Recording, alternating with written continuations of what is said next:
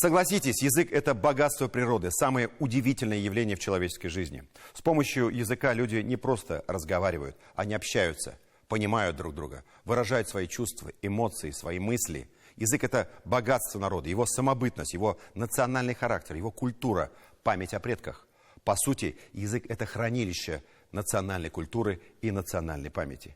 И как бы ни спорили этнографы, невозможно сохранять идентичность народа без его родного языка.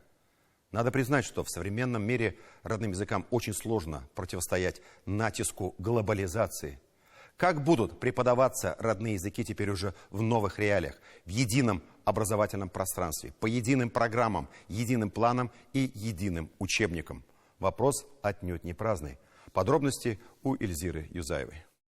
В 90-е годы нам не хватало учебников. Тогда у нас и компьютеров-то не было. У меня дома была печатная машинка. Так вот я на урок каждому ученику сама печатала карточки. Как учить и чему учить? Этот педагогический спор на заре отчаянных годов вывел новую формулу успеха.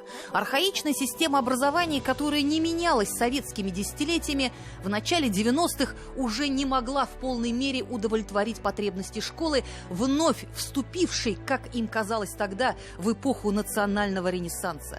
В изучении родного и получившего к тому времени статус второго государственного в Республике татарского языка требовались неординарные подходы, оригинальные решения и, что немаловажно, новые учебники, книги, которые поделили нашу историю национального образования на «до» и «после».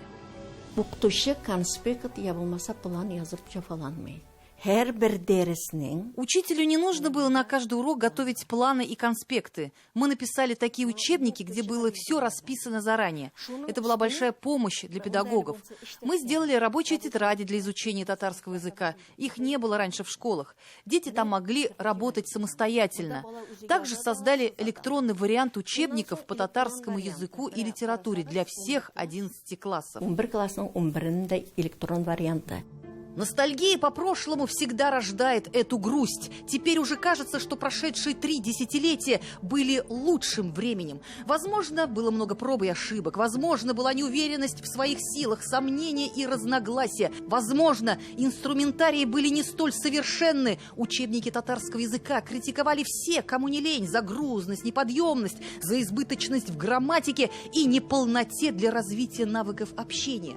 Но именно в этом споре, который зачастую граничил между демагогией и полемикой, всегда рождалась истина, так как в этом бескрайнем океане предложений учитель мог сделать свой выбор.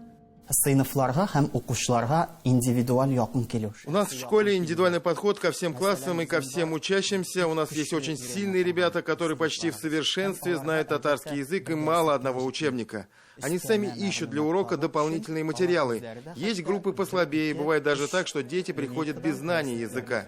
Татарстан – один из немногих регионов, а возможно даже теперь уже единственный в России, где принцип изучения родного языка состоит из многоуровневой системы. Это уникальная технология, основа которой была заложена как раз еще в 90-е годы. Еще с тех времен, в зависимости от уровня знаний и владения языком, методику преподавания развивали в 2 направлениях. Татарский как государственный язык предмет отличается простотой в обучении, на котором не владеющие языком дети должны просто научиться этот язык понимать и говорить.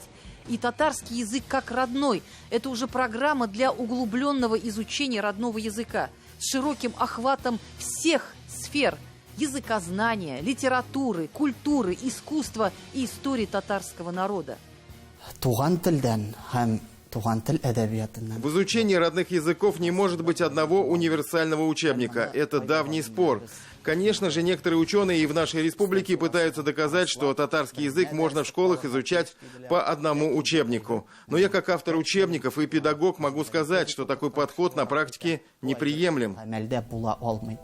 Такой вот индивидуальный, дифференцированный подход в образовании, похоже, что выходит из разряда педагогических истин. В России всеохватно и глобально идет создание единой системы образования. Это обучение по единым программам, единым учебным планам и единым учебникам. Макаренко, Сухомлинский, Пестолоцци в одном флаконе, так сказать. С этого года все школы уже в полном объеме реализовали 2 из 3 обязательных к исполнению дисциплин. Полностью перешли на работу по единым образовательным стандартам. Только вот вопрос с едиными учебниками захромал на старте. В учебнике по единой истории, который был написан и выдан в ППХ, пришлось исправлять грубые ошибки. Внедрение единых книг по остальным предметам Министерство просвещения планирует проводить поэтапно. Сколько останется учебников по изучению татарского языка – вопрос ближайших нескольких лет. Свыше 100 учебников по предмету сегодня находятся в федеральном списке учебников, то есть это книги, многие из которых еще ближайшие пару лет будут разрешены к использованию в школах. А дальше? А дальше как в сказке. Чем дальше, тем страшнее. Бүген гамәлдәге булган дәреслекләр алар менә яңартылган федераль уку стандартларына. Учебники, которые сегодня используются в школах, не соответствуют в полной мере обновленным федеральным образовательным стандартам, новым рабочим программам, по которым с этого года начали работать школы.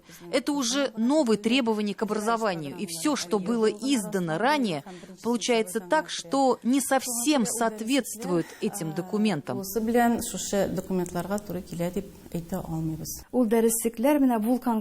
Мы живем как на вулкане. Мы не знаем, что будет завтра. Живем сегодняшним днем, по-своему планируем как-то день завтрашний. А тут новые изменения, новые правила, как снег на голову, эти новые стандарты. Конечно же, имея стойкий иммунитет, мы успели на этот раз подложить соломку. В Татарстане уже написаны и изданы единые учебники по единой программе, по которым, как мы понимаем, вскоре будут учиться все школы без исключений. И те, кто делает свои первые шаги в языке, и те, кто мог бы стать в будущем новой звездой, к примеру, национального литературного небосклона. Һәм бу дәресләр алар берничә юнәлешне үзләренә иткән, туплаган бит инде. Это новые учебники по изучению татарского языка, которые вобрали в себя сразу несколько направлений. По этим учебникам могут работать и татарские национальные школы с углубленным изучением языка, и татарские классы в русских школах. Потому что в последние годы в системе образования пытаются объединить эти 2 направления. Такой вот компромисс. Но какой ценой? Система образования как рулетка судьбы, которая, казалось бы, всегда находится в движении, но, увы, вращается по одному и тому же кругу. В изучении родных языков мы вновь вернулись к своей изначальной точке отсчета, где, казалось бы, всем сестрам по серьгам, только вот тот, кто ищет жемчуг, всегда ныряет глубже. Эльзира Юзаева, 7 дней.